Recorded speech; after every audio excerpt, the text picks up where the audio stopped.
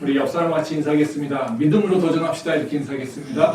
믿음으로 도전합시다. 네, 믿음으로 도전합시다. 네. 오늘은 패배에서 승리로 오라고 하는 제목으로 말씀을 나누려고 하는데요. 오늘 읽은 말씀은 그 아이성 전투에 대한 이야기입니다. 모세가 죽은 이후에 여호수아가 새로운 지도자로 세워지죠. 그리고 이스라엘 백성들은 가나안 땅을 정복하는 그 전쟁을 시작합니다. 이스라엘 백성들이 이제 가나안 땅을 정복하는 과정에 굉장히 큰 승리도 없지만 또 굉장히 뼈아픈 패배를 경험하기도 합니다. 오늘 읽은 아이성 전투는 이스라엘 백성들에게는 굉장히 뼈아프고 또 수치스러운 그런 전쟁이라고 얘기할 수 있습니다. 아이성을 정복하는 전쟁은 사실은 이스라엘이 패해서는 안 되는 전쟁이었습니다.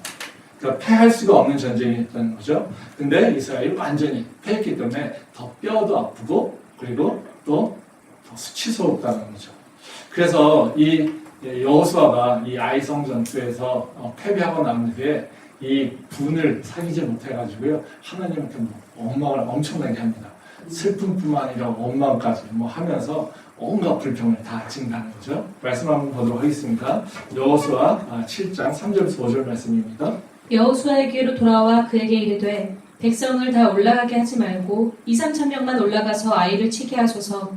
그들은 소수이니 모든 백성을 그리로 보내어 수고롭게 하지 마소서 하므로 백성 중 3천 명쯤 그리로 올라갔다가 아이 사람 앞에서 도망하니 아이 사람이 그들을 36명쯤 쳐 죽이고 성문 앞에서부터 스바림까지 쫓아가 내려가는 비탈에서 쳤으므로 백성의 마음이 녹아 물같이 된지라. 네, 이거는 아이성 전투의 과정을 보여주는 얘기입니다. 3절에 보면 그런 얘기가 나오거든요. 이스라엘이 아이성보다 전력이 훨씬 우수한 것.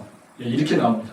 그래서 이스라엘 백성들이 그 아이성의 숫자가 별로 크지도 않고 군대도 많지도 않아. 그러니까 우리가 다 올라가지 말자. 우리 한 2-3천 명만 조금 보내서 그냥 간단하게 그 성을 좀 점령하자. 이렇게 한다는 거죠. 근데 여기서 완전히 무너졌죠. 4절, 5절을 보면은 완전히 패배하는 것을 어떻게 얘기하냐면요. 마지막에 보면 그런 얘기 나옵니다. 백성의 마음이 녹아 물같이 된 거죠. 그러니까 이 백성들이 완전하게 그 모든 의욕이나 이런 것들을 상실해버린 상태. 그리고 더 전쟁을 할 만한 힘이나 의욕이 없어진 상태. 이런 것을 얘기한다는 거죠.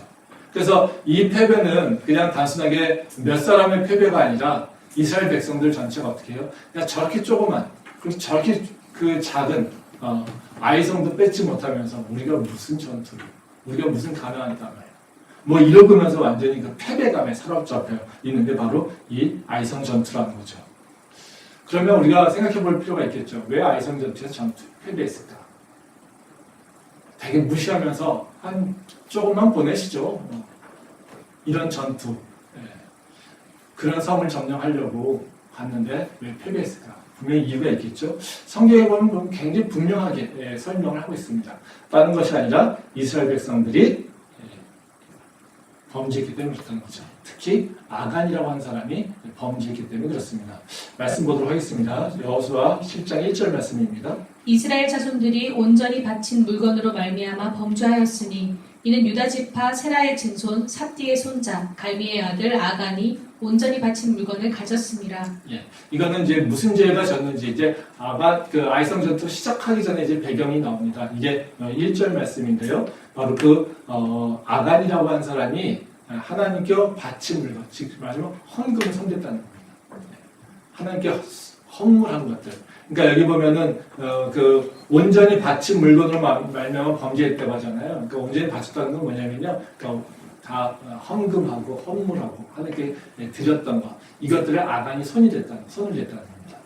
한번 말씀 더 보겠는데요. 7장 11절부터 12절 말씀입니다.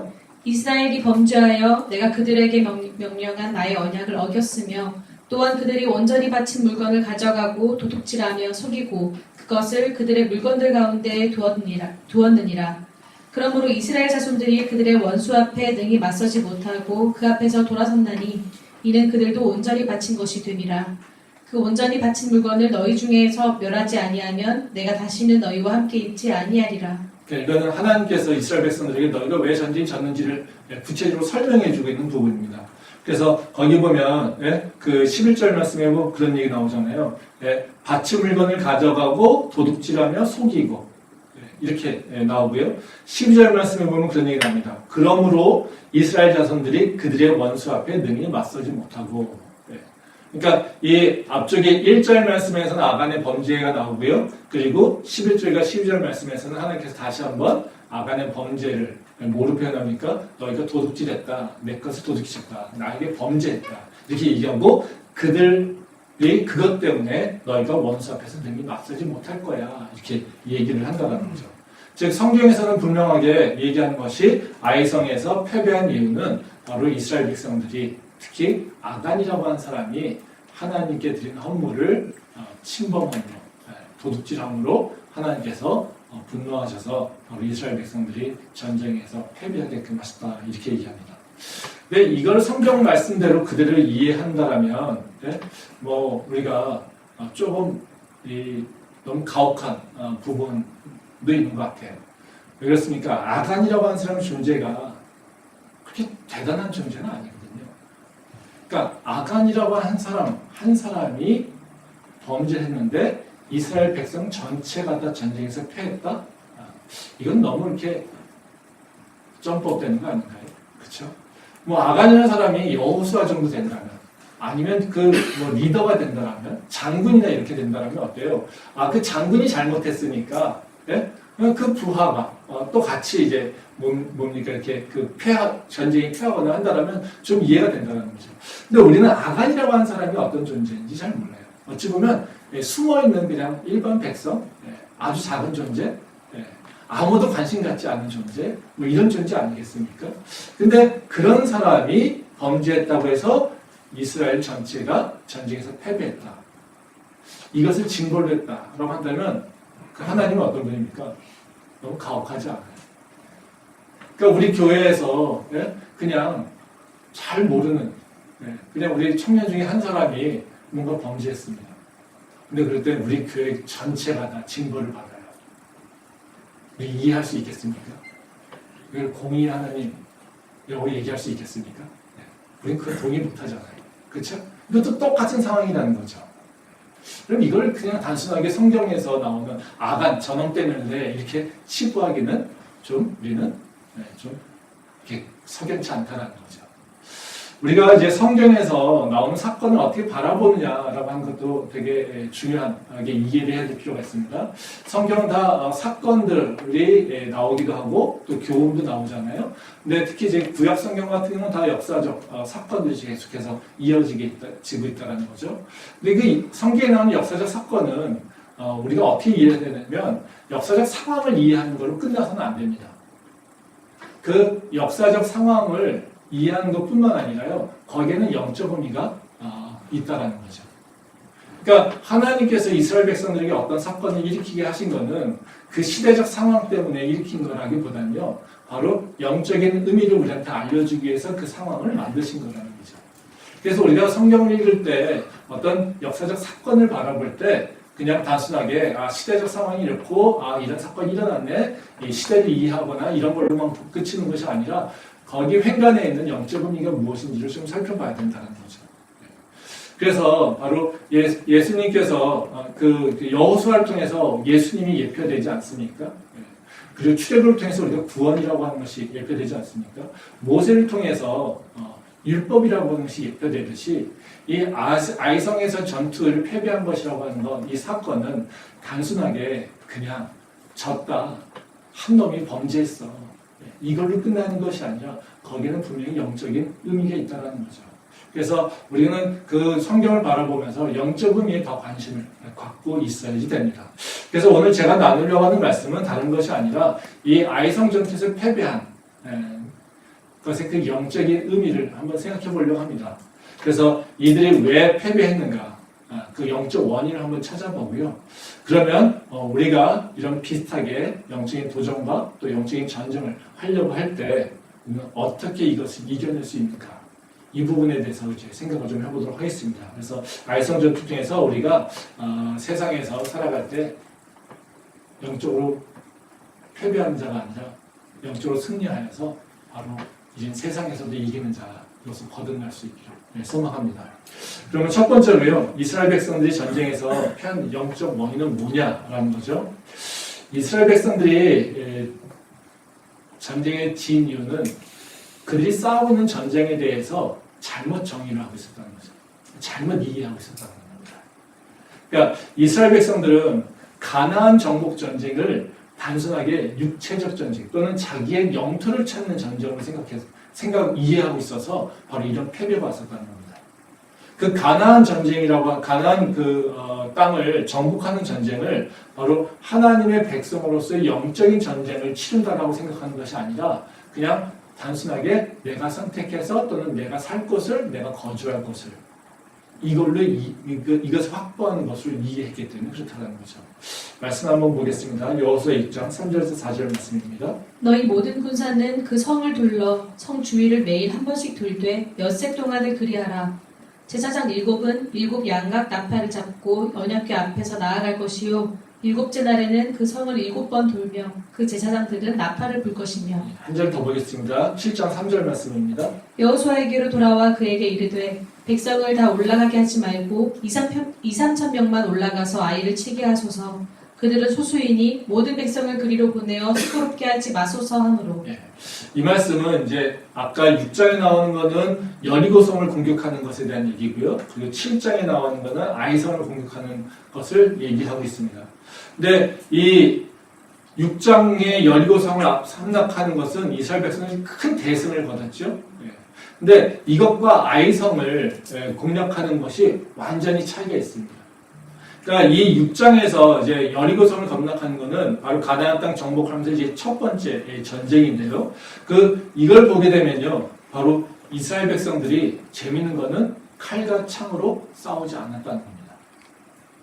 여리고성에서 무기가 사용되지 않았다는 거죠. 어떻게 했습니까? 매일같이 여리고성을 돌았어요. 뭐를 앞세우고요? 법궤를 앞세우고요. 마지막 날에요, 법궤를 앞세우고 돌면서 소리를 질렀어요. 그랬더니 여리고성이 무너졌어요. 이걸 경험하고 하나님이 있다라고 하는 것을 경배하고 찬양했던 게 이스라엘 백성들이에요. 그러면 여리고성을 경험한 건 어떻게 이해를 하고 있어야 될까요? 이들이 지금 시작한 전쟁은 하나님이 함께 하실 때 싸운다는 거죠. 이 여리고성 사건이 일어나기 전에 길갈에서 모두가 다 할례를 받는 사건이 나옵니다. 그래서 하나님께서 그 할례를 받고 나서 이스라엘 백성들이 얘기하는 건 뭐냐면 내가 너희와 함께 할 때, 너희가 나와 함께 할 때 너희는 이길 거야 이렇게 얘기했습니다. 거죠.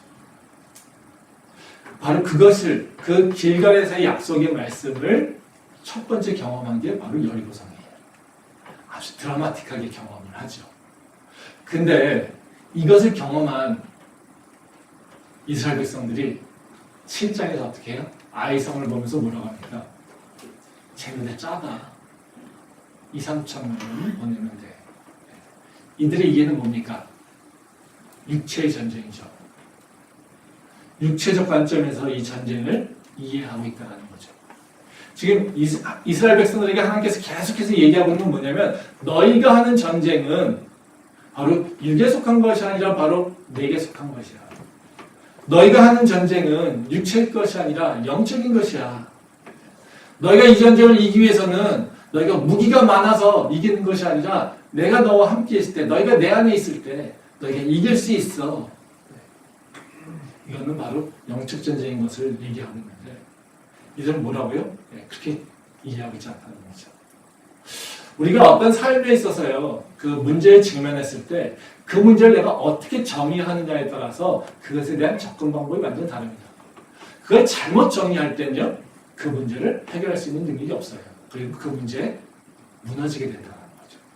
뭐 요새 지난 4월 10일 총선이 끝난 다음에 여론을 보면, 언론 그 신문을 보면 맨날 나오는 게 무슨 과거 총선의 결과에 대한 분석이 나오잖아요. 뭐 총선에서 실패한 그 당에서는 허관을 무슨 이제 세미나 같은 거 하고 무슨 뭐 분석하고 뭐 이런 게 나오잖아요. 그렇죠? 예. 근데 거기서 자주 나오는 얘기들 중에 하나가 뭐냐면요. 그 총선을 어떻게 이해했느냐. 이것이 서로 인식이 달랐다는 거죠. 그러니까 어떤 것은 그 총선을 뭐 정권 심판이냐 뭐 이런 걸로 이해하는 것이 아니라 또는 야당의 심판이냐 뭐 이렇게 서로 이해하면서 어떤 메시지를 서로 다르게 잘못 냈다는 겁니다. 그래서 뭡니까 패배한 당에서의 어떤 그 당선인들은 당에서 한 거랑 정반대를 했습니다. 어쨌든 당선됐어요. 뭐 이런 얘기 하고 있잖아요. 그렇다면 무슨 얘기예요? 당에서 이 선거를 이해하고 있는 판이 달랐다는 거죠. 즉 문제를 이해하고 있는 방식이 달랐다는 겁니다. 정치 얘기를 하려고 하는 것이 아니라요. 우리가 어떤 싸움을 나갈 때 그 싸움이 어떤 싸움이냐 이것을 제대로 정의하고 할 때 우리는 그 싸움을 이길 수 있다는 거예요. 근데 그 싸움을 제대로 정의하고 있지 못하더라면 우리는 질 수밖에 없다는 거예요. 지금 이스라엘 백성들이 바로 이 아이성에서 전쟁에서 실패한 이유는 그 아이성에서 싸우는 전쟁을 바로 하나님이 인도하시는 영적 전쟁을 이해하고 있는 것이 아니라 바로 그냥 육체적 능력 또는 군사력 이거 가지고 판단해서 이길 수 있는지 없는지를 평가하는 것으로 이해하고 이렇게 있었기 때문에 그렇다는 거죠. 말씀 한번 보도록 하겠습니다. 에베소서 6장 10절 말씀입니다. 우리의 씨름은 혈과 육을 상대하는 것이 아니요 통치자들과 권세들과 이 어둠의 세상 주관자들과 하늘에 있는 악의 영들을 상대함이라. 이건 사도 바울이 에베소 교회 성도들에게 당부하는 마지막 당부의 얘기잖아요. 근데 사도 바울이 뭐라고 얘기하냐면요. 너희가 좀 영적으로 준비해야 돼. 전신갑주를 입어. 바로 이 얘기입니다. 근데 그때 그 전신갑주를 입어라고 하는 얘기를 하면서 그 전에 하는 얘기가 뭐냐면요. 너희가 왜 전신갑주를 입어야 되냐면 너희가 하고 있는 그 싸움은 육의 싸움이 아니야. 너희가 하고 있는 싸움은 바로 영의 싸움이야. 이것을 얘기하고 있다는 거예요. 그래서 너희가 바로 세상에서 승리하기 위해서는 너희가 바로 전신갑주를 입어야 돼. 이렇게 얘기하고 있다는 거죠. 먼저 사도 바울이 뭘 얘기하고 있습니까? 너희가 하고 있는 싸움이 무엇인지를 가르쳐주고 있다는 거예요. 우리가 세상에서 여러 가지 지금 그 문제를 경험하지 않습니까? 뭐 돈 문제도 경험하고요, 건강 문제도 경험하고요, 인간의 관계 문제도 다 경험하고요. 뿐만 아니라 뭔가에 대한 미래에 대한 두려움이나 이런 것들도 경험하게 되고요. 또 걱정에 대한 근심도 있고요. 뭔가 해야 될 것에 대한 어떤 막연한 이 무거운 중압감 같은 것도 있습니다. 그럼 그 모든 것들이 다 우리가 어떻게 이해를 해야 될 거냐는 거죠. 단순하게 육체 문제, 돈이니까 돈의 문제, 건강이니까 육체의 문제, 친구 관계니까 인간관계의 문제, 이걸로 이해해야 될까요? 아니라는 겁니다. 왜요? 우리는 모두 어떤 것을 목적으로 살고 있습니까? 하나님의 영광을 드러내려고. 그렇죠? 우리는 분명히 하나님의 영광을 드러내는 것이 우리 사명이에요. 우리 삶의 목적이에요. 우리는 어디로 가고 있습니까? 그 목적을 이루기 위해서 가고 있어요. 그러면 우리가 지금 겪고 있는 이 모든 것들이 일어나고 있는 것들이 뭡니까? 하나님의 영광을 나타내기 위해서 쓰임받는 도구이게 되면서 또 그것을 방해받고 있는 장애물이 된다는 거죠. 그러면 우리 삶에 일어나고 있는 것들을 통해서 우리가 이루어야 될 건 뭡니까? 하나님의 영광이에요. 근데 그 과정 속에서 직면하고 있는 여러 가지 문제들은요, 그 하나님께 우리가 영광을 드리고 하나님께 좀 더 가까이 나가는 것에 대한 장애가 된다는 거죠. 그러면 우리 안에 일어나고 있는 육체의 여러 가지 문제는 그 근간에는 뭐가 있겠습니까? 영적인 문제가 있다는 거죠. 그래서 우리가 세상에서 살면서 그냥 단순하게 어떻게 해요? 육체 문제인 것 같지만요, 그 많은 것들은요, 그 근간에는요, 영적인 문제가 다 안에 자리 잡고 있다는 거예요. 그래서 그 영적인 흐름 때문에 우리 삶들이 변화되고 있다는 겁니다. 그 영적인 흐름 때문에 우리 삶에 여러 가지 일들이 진행되고 있다는 겁니다.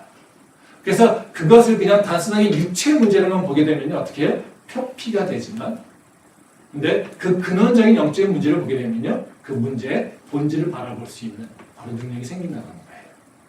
그래서 우리가 어떤 문제를 어떤 식으로 바라보느냐에 따라서 어떻게 해요? 우리는 그것에 무너져서 하나님에게 영광을 못 드리는 존재, 또 하나님과 멀어지는 관계로 떨어져 나갈 수 있지만요.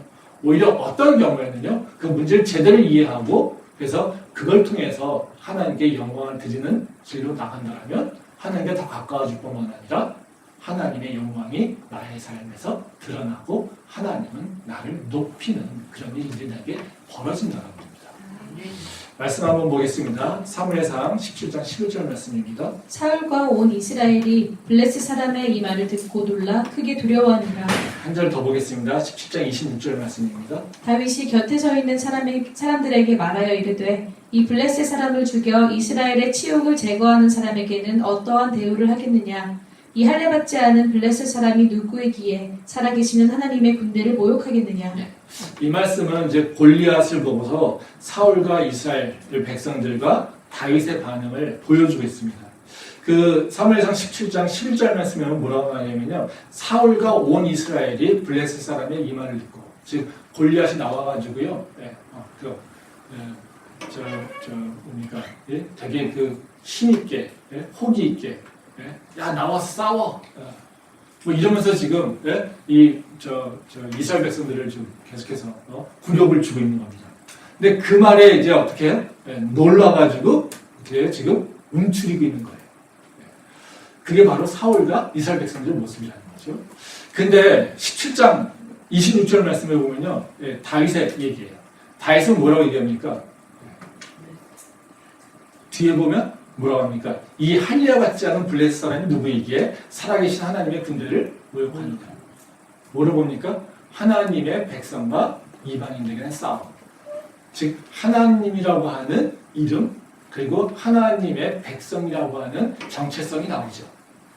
그래서 이 골리앗을 어떻게 이해합니까? 단순하게 육체가 큰 놈, 싸움 잘하는 놈, 등치가 커가지고 굉장히 힘이 센 놈, 이렇게 이해하고 있는 것이 아니라 어떻게 해요? 하나님의 백성을, 하나님의 백성의 그 존귀함을 어떻게 해요? 짓밟으려고 하는 자를 이해하고 있다는 거죠. 지금 사울과 온 이스라엘 백성들과 다윗의 차이가 확연히 보여지죠. 골리앗을 보고 이해하고 있는 것이 완전히 다르다는 겁니다. 어떤 거냐? 엄청 힘이 센 장수. 그렇죠?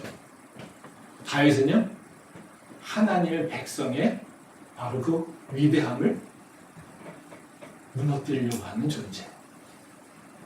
이렇게 이해를 하니까요, 어때요?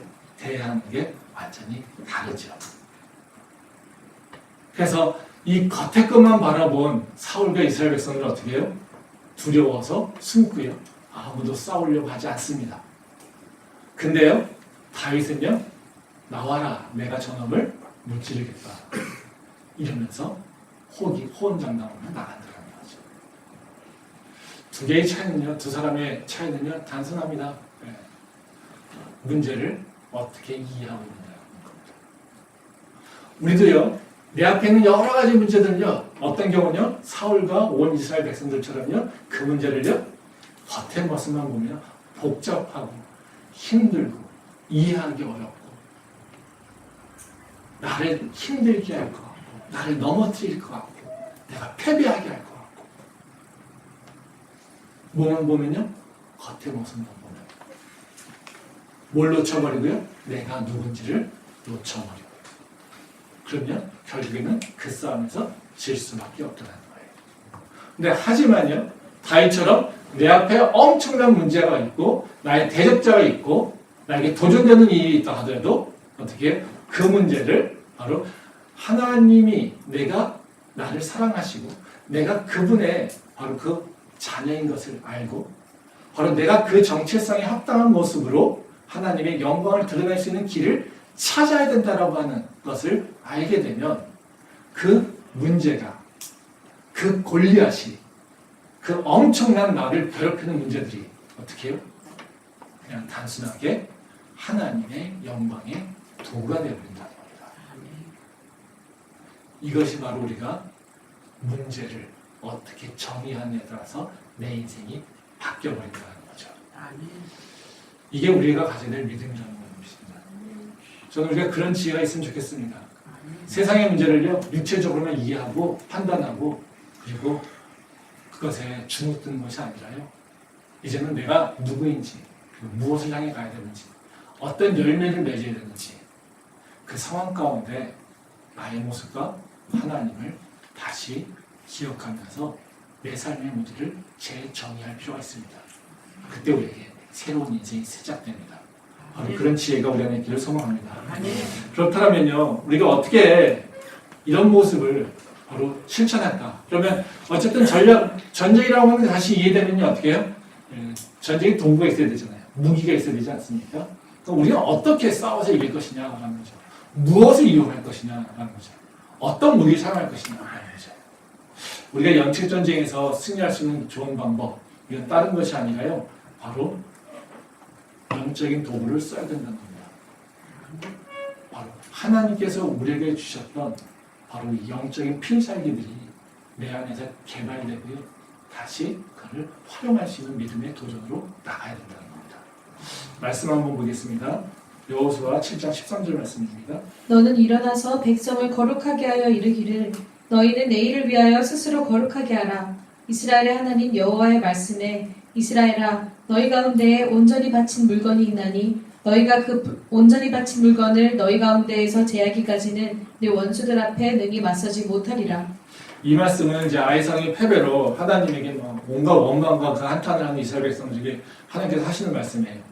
이제 하나님이 여호수아에게서 패배에서 벗어나서 승리하기를 원하면 무엇을 해야 될지 알려주신 말씀입니다. 그 여호수아에게 명령한 건 다른 것이 아니라요, 네가 이기고 싶어? 승리하고 싶어? 그러면 먼저 백성을 거룩하게 해. 이 말씀을 하고 있다는 거죠. 즉 아간이 침범한 하나님의 물건을 없애라고 하는 것이고, 그 아간의 그 행위에 대해서 처벌하라고 하는 것이 바로 하나님께서 여호수아에게 명령한 겁니다.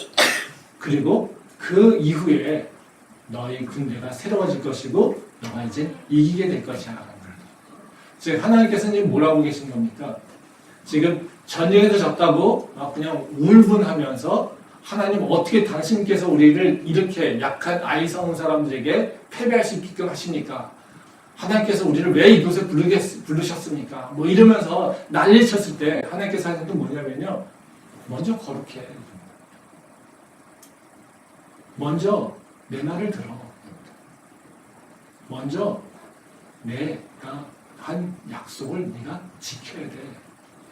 이것을 얘기하고 있다는 거죠. 하나님께서 우리한테 원하시는 건 뭐냐면요, 우리가 세상에서 이기려면요, 가장 먼저 해야 될 일은 나와 하나님의 관계가 무슨 정립돼야 된다는 거예요. 삶에서. 세상에서 우리가 영적 전쟁을 할 때 그 어둠의 세력들이 우리를 깨고 들어오고 싶은 게 뭐가 있겠습니까? 다른 것이 아닙니다. 하나님의 자리에 세상 것을 앉히려고 합니다. 우선순위가 바뀌기를 원하는 거예요. 하나님이 아니라 어떻게 해요? 다른 것이. 돈이, 권력이, 나의 필요한 것들이 채워지기 위해서 힘이 있다라고 주장하고 있는 세상의 것들이 바로 하나님의 자리에 있기를 원한다는 거죠. 뭐요? 나와 하나님의 관계를 깨버리려고 한다는 거예요. 지금 이스라엘 백성들도 뭐합니까? 하나님이 함께 하실 때 하나님의 능력으로 가나안 땅을 정복할 수 있는 거 아닙니까? 근데 아이성 전투에서 이겼다면 어떤 일이 일어났을까요? 이스라엘 백성들은 아마 하나님께 기도하지도 않았을 거예요. 앞으로의 전쟁에서도요. 뭐요? 나보다 힘이 센 놈 같으면요, 힘이 없다라고 한탄할 거고요. 나보다 힘이 약한 놈은요, 2,3천 명만 보내자. 그래서 교만한 모습으로 전쟁을 했을 거고요. 그렇죠? 그들이 가나안 땅을 정복하는 과정에서 하나님하고의 관계성은 점점 더 멀어졌을 거라는 거죠. 오히려 아이성 전투를 통해서 하나님께서 그들에게 알려주는 건 뭐냐면요, 너희의 전쟁은 바로 나와 너의 관계야, 이겁니다. 너희와 내가 관계가 회복되면 너희의 전쟁을 이길 수 있지만 그 전쟁은 바로 그 너희가 싸우고 있는 것은 나와 관계가 깨져버리면 끝나는 거야. 이렇게 얘기했던 거죠. 우리가 결국에서 지켜야 될 건 뭐냐면요. 하나님 앞에 내가 온전한 것이에요. 그럼 내 삶에서 하나님의 역사는 일어납니다. 그럼 하나님의 능력도 드러납니다. 근데 우리가 삶의 문제에 부딪히면서요. 하나님하고 관계를 내가 기억하지 않으니까요. 맨날 뭐만요? 네. 세상에서 얻을 것들만 생각하니까 어떻게 해요? 하나님 관계가 멀어져요. 그래서 뭐요? 세상에서 발실받고요. 하나님한테도요. 하나님의 능력으로 세상을 이기지도 못하고요. 그러니까 그럼 어떤 존재가 됩니까? 네. 게임 존재. 세상 사람은요. 세상에 능력이 있다고 우리를 잡아먹으려고 하는데요. 거기에도 못 들어가요. 네. 근데 또요. 내가 할 수 있을 것 같아요. 그러면서 또 하나님에게 온전하게 신뢰도 못하고 하나님을 의지도 안 해요. 그러니까 어떻게 해요? 이러지도 저러지 못하는 관계. 그 사이에서 어떻게 해요? 우리는 치는 존재로 떨어지고 나타나는 거예요. 그러니까 승리가 아니라 어떻게 해요? 패배밖에 할 수 없다는 거죠. 하나님께서는요. 우리한테 분명히 말씀하시잖아요. 너희의 전쟁은 너에게 속한 것이 아니라 내게 속한 것이야. 그러니까 너희는 세상 사람들과 똑같은 방식으로 싸우는 것이 아니라 내가 알려준 방식으로 싸워야 돼. 이렇게 얘기하고 있다는 거죠. 그래서 우리가 전쟁에서 승리하려면요. 우리는요. 하나님 안에서 우리들만의 방식을 찾아내야 돼요. 그것이 바로 우리가 싸워야 될 바로 방법과 전략이라는 겁니다. 말씀 한번 보도록 하겠습니다. 사무엘상 17장 38절부터 40절 말씀입니다. 이에 사울이 자기 군복을 다윗에게 입히고 노트구를 그의 머리에 씌우고 또 그에게 갑옷을 입히매 다윗이 칼을 군복 위에 차고는 익숙하지 못하므로 시험적으로 걸어보다가 사울에게 말하되 익숙하지 못하니 이것을 입고 가지 못하겠나이다 하고 곧 벗고 손에 막대기를 가지고 시내에서 매끄러운 돌 5을 골라서 자기 목자의 제구 곧 주머니에 넣고 손에 물매를 가지고 블레셋 사람에게로 나아가니라. 이 말씀은 이제 다윗이 골리앗과 싸움을 나가겠다고 결정한 이후에 이제 어떤 무기를 선택할 거냐 이것에 대한 얘기를 하고 있는 거예요.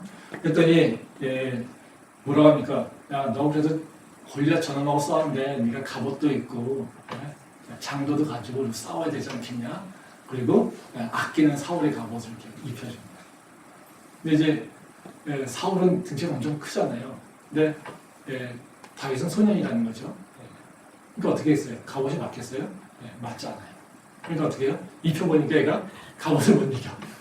이런 거죠. 그러니까 그걸 다 벗어던지고요. 어떻게 해요? 나는 내 방식대로 싸울게요. 그러면서 다윗이 어떻게 해요? 매끈한 돌 5개 하고 물매를 가지고 간다는 거죠. 사실 성경에서 이렇게 이런 설명을 보면 우리는 그냥 웃고 넘기잖아요. 이 성경이 의도한 게 이걸 설명한 거예요. 왜 그렇겠습니까? 생각해보세요. 이거 입힌다는 것 자체가 웃긴 일이죠. 그 눈으로 보면 모르겠습니까? 눈으로 보면 모르겠어요? 사울의 갑옷이 다윗을 안 맞는 거 뻔한 거 아니겠어요? 그 사람은 모르겠어요. 근데 굳이 성경은 어떻게 해요? 다윗한테 입혀요. 입혀서 어떻게 해요? 못해라고 하는 걸 알려주고 있어요. 그리고 뭘요? 대비시켜서 죄악돌 5개, 물매를 얘기한다는 거죠. 우리가 선택하는 건요, 갑옷 같은 것이 있고요, 죄악돌 같은 것이 있어요. 갑옷은 뭐겠습니까? 세상에서 선택된 방법이에요. 세상에서 검증된 방법이에요. 세상에서 전쟁에서 나갔을 때 이기려면 가져야 된다라고 하는 필요 조건들이에요. 반면에요, 조약돌은요, 세상은 모르는 것들이에요. 이거는 누구만 있습니까? 다윗만 알고 있어요. 다윗이 어떻게 해요? 오랫동안 하나님의 인도한 가운데 바로 갈고 닦은 것들이에요. 두 개를 지금 비교하고 있는 거예요. 세상은 뭐라고 합니까? 계속해서 갑옷을 입어야 돼 이거예요. 너희가 세상에서 이기려면 세상이 원하는 갑옷이 있어야 돼. 우리 청년들은 세상에서 네가 취업을 잘하려면 세상에서 원하는 스펙이 있어야 돼. 세상에서 원하는 그 능력이 있어야 돼. 너가 그들에게 뭔가를 보여줄 수 있는, 그들이 원하는 뭔가가 있어야 돼. 돈이 있어야 되고, 배경이 있어야 되고, 뭔가가 있어야 돼. 이것을 얘기하고 있어요. 그게 갑옷이에요. 근데 우리는요, 그 하나님 말씀으로 볼 때는요, 어울리지 않아요. 나에게도 어울리지 않아요. 내 믿음에도 어울리지 않아요. 내 믿음에도 합당하지 않아요. 근데도 우리는 어떻게 합니까? 그걸 억지로 입으려고 해요. 왜? 세상이 입으라니까. 근데 그 싸움으로, 그 방법으로 나가면요, 우리는 질 수밖에 없어요. 다윗이 벗어버리잖아요. 그리고 뭐 들고 나갑니까? 돌멩이 5개. 그쵸? 우리에게는요, 바로 하나님께서 주신 사실 필살기가 다 있습니다. 하나님께서 나에게 세상이 모르는 내게 능력을 다 주세요. 한번 생각해 보세요. 하나님이 우리에게 세상 나가서 전쟁에서 나가서 싸우라고 하면서 하나님께서 우리한테 시험을 주시고 도전을 주실 때 어떻습니까? 우리가 감당할 수 있는 능력을 주신다는 거 아니겠습니까? 근데 그 감당할 수 있는 능력이라고 하는 것이 어떻게 표현되겠습니까? 내가 적어도 그걸 싸워서 이길 수 있다는 거잖아요. 그리고 아니면 뭐겠습니까? 내게 능력이 있든지 그것을 싸울 수 있는 뭔가 잠재력이 있든지 내가 기술이 있든지 뭐 이거 아니겠어요? 내가 어떤 문제에 노출시킨다라고 하는 것은 어떤 어려움에 나를 노출시킨다는 것은 하나님께서 이게 뭡니까? 나한테 그걸 이길 수 있게 하시는 그 무기를 지금 게임의 세계에는 아이템을 내가 장착시켜 놓은 다음에 하나님께서 나를 노출시키시죠. 나를 준비 안 시킨 상태에서 하나님께서 나한테 전쟁 나가라고 얘기합니까? 그렇지 않잖아요. 전쟁에 나가라고 하면 하나님께서 이미 어떻게 해요? 우리한테 그거를 싸워서 이길 수 있는 능력을 주신다라는 거예요. 그렇기 때문에 우리는 그 능력을 사용할 방법을 찾아야 된다는 거예요. 그래서 하나님이 나에게 주신 그 능력이 무엇일까? 이 상황 가운데서 분명히 나한테 능력을 주셨을 텐데 이 상황을 내가 이겨나갈 수 있는 뭔가 내게 능력이 있을 텐데 내가 이것을 이겨나갈 수 있는 뭔가 길이 나한테 있을 텐데 이것을 가지고 이런 마음으로 찾아야지 내가 그것을 뚫고 나갈 수 있다는 거죠. 왜 이스라엘 백성들이 골리앗을 보고서 다 주눅 들어서 떨고 있겠습니까? 뭐만 보고요? 싸우면 등치가 힘이고 그 다음에 무기 보고요. 그렇죠? 그것만 보고 있으니까요. 그들이 없으니까요. 우리는 이길 수 없다고 생각하는 거잖아요. 근데 다윗은요, 갑옷도 없고요. 뭐만 들고 갑니까? 하나님의 이름만 들고 나갑니다. 하나님께서 나한테 주신 돌을 들고 나갑니다. 이게 하나님께서 주신 다윗의 지혜예요. 다윗에게 주신 하나님이 주신 그 필살기를 다윗은 무엇인지 알고 있었고요. 그것을 쓸 수 있었다는 거예요. 하나님이 우리를 인도하실 때 우리를 그냥 인도하지 않으시잖아요. 우리를 어떻게 해요? 훈련시키시고요. 우리를 이기게 하시잖아요. 지혜가 없으면 지혜를 주시고요. 지식이 모자라면요. 공부시키시고요. 또 어떻게 해요? 세상을 감당할 수 없다면 세상을 이겨낼 수 있는 인내도 주시고요. 세상을 판단할 수 없는 것 있더라면 나에게 명철함도 주시고요. 그것이 사람마다 다 틀린 거죠. 그래서 하나님은요, 우리를 인도하실 때 그냥 인도하시는 것이 아니라요, 우리를 한편에서는요, 끌고 가시면서 또 한편은요, 훈련시키시는 거예요. 그래서 우리를요, 어떻게 해요? 하나님께서 하시고자 하는 그 일들 가운데 또 내 인생에서 계속해서 하나님과 동행하며 하나님의 영광을 드러낼 수 있는 사람이 될 수 있도록 나를 어떻게 해요? 계속해서 만들어 가시는 과정이에요. 그게 하나님께서 우리를 인도하시는 과정이에요. 그러면 우리가 지금 현재의 모습 속에서 보게 되면 어때요? 예, 과거에 분명히 나한테 주신 능력이 있다는 거예요. 그래서 각 사람들마다요, 영적인 필살기가 다 있어요. 어떤 사람은요, 지식일 수도 있고요. 어떤 사람은요, 참아내는 능력일 수도 있고요. 어떤 사람은요, 문제에 접근하면 자기를 돌아보는 바로 그 성찰을 잘하는 사람도 있고요. 어떤 사람은요, 그 문제를 정확히 잘 파악해서 새로운 길을 찾아내는 바로 그 분석력을 주는 것도 있어요. 그건 사람마다 다 틀려요. 어떤 사람은요, 우직하게 끝까지 견뎌내면서 참아내면서 밀고 가는 능력이 있는 사람도 있어요. 그건 그 사람의 성품과 그 사람이 살아온 배경이나 그 과정 속에서 하나님께서 그 사람들마다 각 단련된 것이 있다는 거죠. 마치 다윗이 바로 그 들에서 양을 지키게 하시면서 바로 하나님이 그 죄악들로 그 양을 지키게 하신 그 훈련하신 그런 일들인 것처럼 우리에게도 다 그런 것이 있다는 거예요. 근데 우리는 어떻게 해요? 그걸 사용하지 않잖아요. 그걸 감사한 조건을 받지도 않잖아요. 그것에 대해서 내가 있다라고 하는 것을 가치를 부여하지도 않잖아요. 그러니까 문제가 있게 되면 내가 가지고 있는 것, 하나님 나한테 주신 그 필살기를 생각하지 않고 맨날 뭐만 합니까? 나는 없어요. 나는 못해요. 나는 할 수 있는 게 없어요. 예, 이러고만 있다라는 거죠. 그게 누구예요? 사울과 바로 이스라엘 백성이 골리앗에 있는 모습이에요. 근데요, 하나님은요, 우리한테 어떤 일을 시키실 때, 그리고 어떤 일에 도전하게 할 때, 어떤 어려움에 직면하게 할 때, 분명히 그것을 이겨낼 수 있는 필살기를 주신다는 겁니다.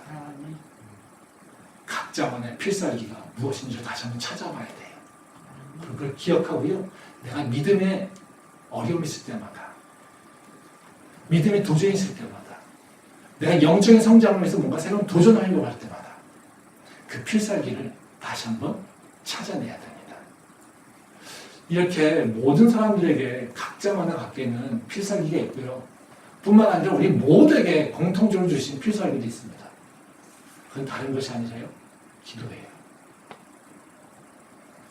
기도할 때 하나님의 능력이 우리에게 나타난다고 얘기하십니다. 마지막 말씀 한번 보고 마무리하겠습니다. 요한복음 14장 11부터 14절 말씀입니다. 내가 진실로 진실로 너희에게 이르노니 나를 믿는 자는 내가 하는 일도 그도 할 것이요 또한 그보다 큰 일도 하리니 이는 내가 아버지께로 감이라. 너희가 내 이름으로 무엇을 구하든지 내가 행하리니 이는 아버지로 하여금 아들로 말미암아 영광을 받으시게 하려 함이라. 내 이름으로 무엇이든지 내게 구하면 내가 행하리라. 이 말씀은 예수님께서 우리에게 주신 약속 아닙니까? 이 약속이 어때요? 우리한테는 이 약속만 갖고 있어도 큰 힘이 되지 않습니까?